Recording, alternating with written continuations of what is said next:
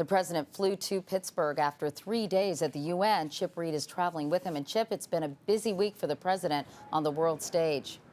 It certainly has been, Katie. He's here in Pittsburgh for his second major international summit this week. The one at the UN was a struggle, but for the president, it did end on a positive note.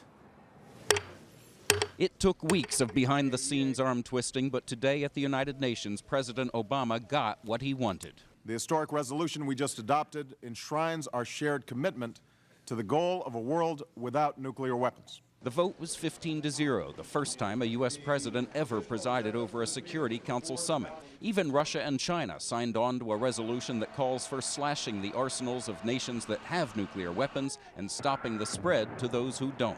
It would take years, if not decades, to accomplish, but the vote was a relief to the president after his failure to restart talks over Middle East peace, an issue that ignited an explosive exchange at the UN.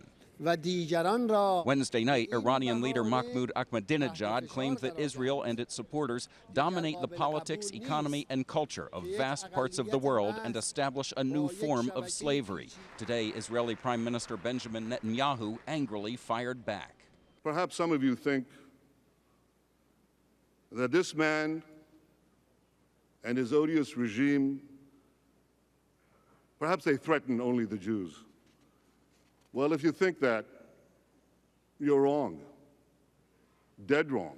This afternoon, the president flew to Pittsburgh to confront another momentous international challenge, the global economy, at the G20 summit of the world's major economies.